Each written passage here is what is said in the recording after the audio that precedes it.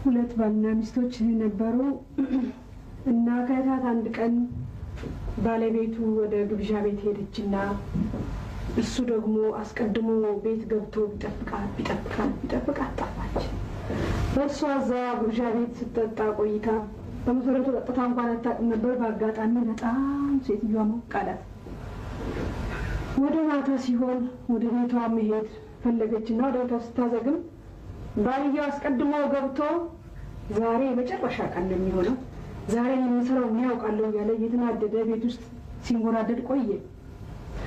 በኋላ እሷ ቤቷን ማልሳተች ቀስ ብላ መጣችና ወንበር ላይ ቁጭ ስትል ባለቤቷ ተናዶ ድምጿን ሲሰማ ልክ አልጋ ላይ ተቀምጦ አሁን እሱ ሌላ ነገር ለማድረግ ነው የፈለገው፣ ለመምታት ወይም ደግሞ ለመስደብ። በኋላ ትኩር ብላ አየችውና እንዴ አንተ ጉድ ፈላዱ የነኮ ማቅም መሰለኝ ትለዋለች። ደግሞ እንዴ አንተ እኮ ነው ማቅም መሰለኝ ስትለው ሊመታት የነበረውም ሳይመታት በሳቅ ተለያዩ ይባላል።